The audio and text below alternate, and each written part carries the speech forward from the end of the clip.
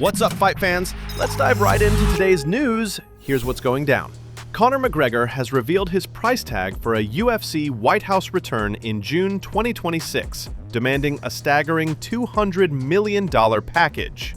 The former two-division champion says he wants a $100 million flat fee plus 100 US Golden Card visas, usually worth $1 million each.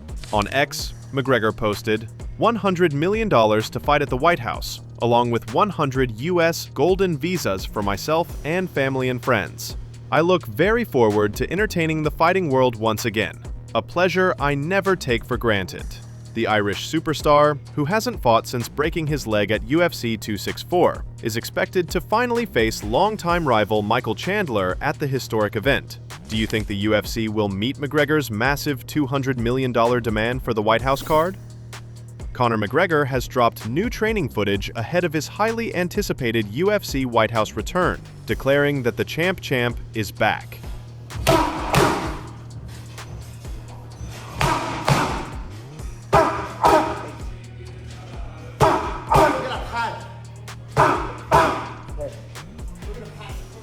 With just over 8 months to go until the historic card, McGregor says he's focused on sharpening his body, refining his shot selection, and preparing to deliver another knockout masterpiece.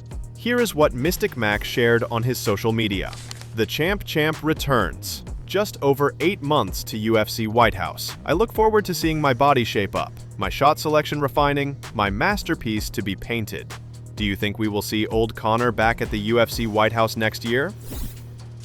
At their Netflix exhibition press conference, Jake Paul and Gervonta Tank Davis turned up the hype by making a $2 million side bet with streamer Adin Ross. Ross originally proposed a $250,000 wager on who would win the fight, but Davis immediately doubled it to $500,000. Paul then backed Ross and pushed the wager to $1 million, with Davis ultimately taking it all the way to $2 million.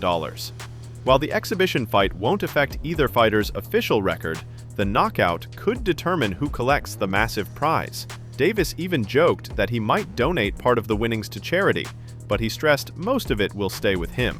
Check it out. How you doing? Oh, good. Gervonta, you know I fuck with you. I fuck with you heavy, Gervonta, but I want to side bet you. I got Jake winning. We already side betted though. We already did. What was the bet? 200.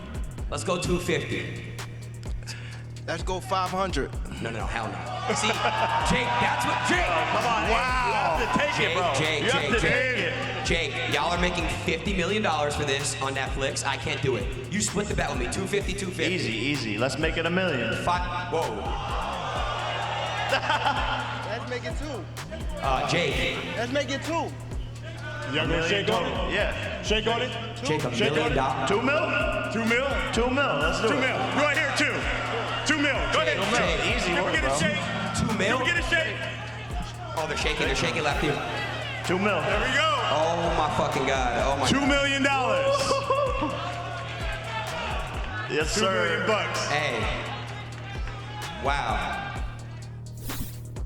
Paddy Pimblett isn't impressed with Ilia Topuria's rise to UFC champion, calling his path to the belt one of the easiest routes he has ever seen. Pimblett downplayed Topuria's wins over Josh Emmett, Bryce Mitchell, and Ryan Hall, even suggesting Michael Chandler would have beaten them all. He also put an asterisk on Topuria's knockout of Alexander Volkanovski, arguing Volk wasn't fully recovered from a recent knockout. Speaking on YouTube channel El Doberdan MMA, here is what the Scouser had to say. I think Ilia had the easiest road to the belt. He had to beat Josh Emmett to get a title shot. Who did he beat? Ryan Hall, Josh Emmett, Bryce Mitchell. That was one of the easiest routes I've ever seen to a title shot. Michael Chandler had beat all of the people he fought before he fought Volk. And he wouldn't have beat Volk if Volk wasn't knocked out like 8 weeks earlier, 12 weeks earlier. You know what I mean? Everything's happened at the right time for Topuria, apart from when he fights me. If I didn't have to have these little times off these intervals and I had an easy route to the belt like he did, I would have been champion by now. Do you agree with Pimblett? Did Topuria have an easy road to the title, or is Paddy just stirring the pot? During the same interview, Paddy Pimblett says he'd gladly fight Ilia Topuria anywhere. even in Madrid's Santiago Bernabéu, and doubled down on his trash talk, calling the stadium a shithole and promising to make Topuria look like the Elephant Man once he gets the fight to the ground. Check it out. When do you want to fight against who?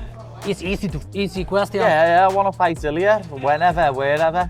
I'd love to come to Bernabéu and punch your face in. You know what I mean? Do it in Spain, in front of your fake countrymen, because you're really German. You know what I mean? I'd love to come and punch your face in front of 90,000 people in the Bernabéu. In enemy territory for me, because the Bernabéu is a shithole. Okay. Would you book Pimblett versus Topuria at the Bernabéu? UFC has officially announced that Mateusz Gamrot will step in on short notice to face Charles Oliveira at UFC Rio on October 11th, replacing the injured Rafael Fiziev. What do you think of this matchup? Gamrot's team recently shared footage of his reaction upon learning he'd step in to fight Charles Oliveira on short notice at UFC Rio. The clip shows his genuine excitement and celebration as he prepares for the big challenge. Check it out.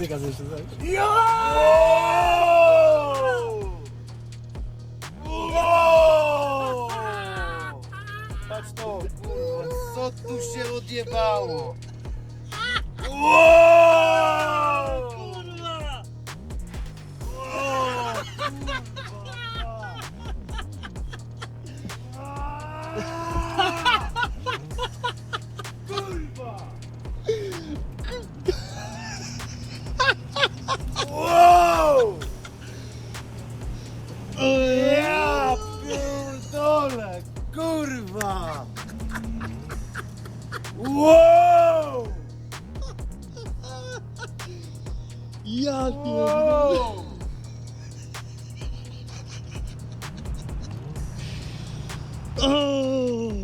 Do you think Gamrot can pull off a win against Oliveira on such short notice? After Mateusz Gamrot stepped in to face him at UFC Rio, Charles Oliveira revealed his frustration with the lightweight division, saying Gamrot was the only fighter willing to take the short notice bout, while others chased hype. Adversário Mateusz Gamrot, esse é o cara que a gente vai fazer uma grande guerra. O restante só quis hype, só quis encher linguiça e falar. Mas faz parte, é assim que é assim que eles pensam que é o legal. Mateusz Gamrot, obrigado por ter aceitado a luta, vai ser uma grande guerra. O leão tá faminto, tô cheio de vontade, dia 11 de outubro, a gente se encontra. Silva took to X to call out number 3 ranked Yair Rodriguez, posting a photo of himself going head-to-head with Rodriguez and captioning it simply, "December?" and eyes emoji. Silva seems fired up and ready to face one of the top contenders in the division as the year closes out. Can Silva pull off a win over Rodriguez if the fight happens this December? Merab Dvalishvili recently faced off in training with former UFC flyweight champion Demetrious Johnson, and the session, shared on Mighty Mouse's official YouTube channel, ended with Merab making Johnson tap. The clip highlights Merab's elite grappling and why he's considered one of the top bantamweights in the UFC.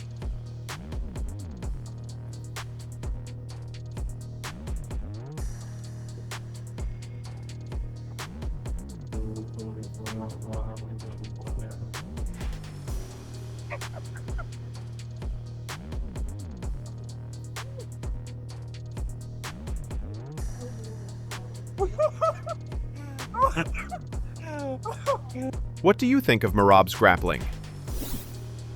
Cory Sandhagen is warning Merab Dvalishvili that attempting to strike with him would be a very bad idea. He's making it clear that Merab's plan to stand and trade blows is unrealistic and would likely backfire, emphasizing that such a strategy isn't smart against someone of Sandhagen's striking caliber. And then also Merab gets people really tired. I think that we've done a really, really good job this camp of pushing really hard, but not only pushing really hard, but also being able to fight really smart in certain times, how to fight the takedowns extremely hard and then get right back to striking. And yeah, I mean, outside of those two paths to victory, what is Merab gonna do? Knock me out? Like that's not happening, you know? So this fight is gonna be striking. It's gonna be me defending the shots And I know that he's been saying that he's going to strike. That's not true. And if that is true, like, that's a horrible idea. Don't do that, Merab. But that's what the fight's going to be anyway. Do you think Merab will actually stick to his striking plan, or will he play it safe in the octagon? Alex Pereira claims Magomed Ankalaev deliberately avoided him at the UFC Performance Institute, calling the light heavyweight champion a shitty champion ahead of their UFC 320 rematch. Pereira, who lost to Ankalaev by unanimous decision at UFC 313, says the avoidance proves cowardice, but he insists he'll handle things in the October 4 cage. Here is what Poatan said on his YouTube channel. Uma coisa até engraçada que aconteceu ali agora, a saída do PI, né? Eu vi ali o treinador do Ankalaev, eu fiquei ali na minha, mas não vi o Ankalaev. O engraçado foi na hora que eu saí do PI, e aí quando eu cheguei no carro, né? Um cara do meu time, né? Tava lá dentro ainda, né? E viu, tipo, a menina do PI falando pro Ankalaev, pode vir, ele já foi embora já. Tipo, porra, escondendo o cara, se escondendo o cara na salinha ali, velho. O cara acha que eu vou encontrar ele e vou sair brigando com o cara, velho. Pô, eu sou idiota, né, velho? Mas será que não foi porque ele falou na internet? Eu não sei o que ele falou, não. Você, Poatan, você está certo. Eu não vou ter nenhuma palavra a dizer, porque você vai acabar dormindo depois que ter que trabalhar na mortaria de novo. É, pode ser, né, tá vendo? O cara fala besteira. Eu nem tinha visto isso aí, velho, de verdade. Eu tô ligado. Pô, de verdade, eu segurava o B.O., entendeu? Mas o ponto de o cara se esconder na sala, velho, porque eu tô no mesmo ambiente, velho. Ah, pô, o cara é um frouxo, velho. Esse é um frouxo, pô. Eu vou ficar na minha ali, entendeu? Eu nunca vou, tipo, arrumar uma confusão com o cara, nunca vou chegar. Lógico, a não ser que o cara venha pra cima, tá ligado? Tá, eu tenho que me defender também, né? Mas aí, tipo, pô, que campeão é esse, velho? Que campeão de merda, velho. Aí, achei a única besteira que eu falei, velho. Mas é um campeão de merda, velho, um cara desse. Mas sabe por quê? Não pelo que ele fala, mas hoje tem que se esconder numa sala, né? Velho. Demonstrou que é um cagão, velho. Vamos ver. Vamos ver. Porra, se escondendo agora, mas porra, a gente vai dar na jaula lá, velho, trancado lá, velho. Não vai ter. A não ser que ele vai pular a grade, velho. Ah, um campeão de merda, um cara desse, velho. Chama! Poatan later posted a video on his Instagram story tagging Ankalaev.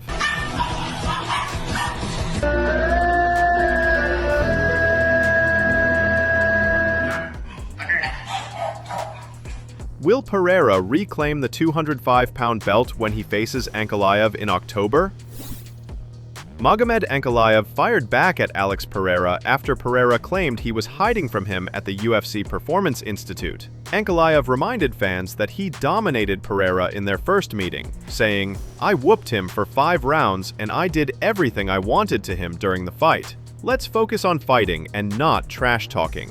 The rematch is set for UFC 320, keeping the tension between the two fighters high. Big Ank later posted another tweet, writing, "This guy has been knocked out 3 times in his career. I have never been knocked down. This time I will give him his 4th knockout." End of the story. He then followed up with a last tweet with a video captioned, "Don't talk too much. One way to the tire shop after this fight." A tense moment went down at the UFC Performance Institute when Alex Pereira actually ran into Magomed Ankalaev. In a video posted on Ankalaev's social media, Ankalaev is seen telling Pereira he's just throwing words around and should settle things in the octagon. Pereira fired back, saying he never talked trash, claiming it's always Ankalaev's side stirring things up, and then called Ankalaev a coward when face-to-face. Vou bater em você. Vou bater de mão aberta na sua cara.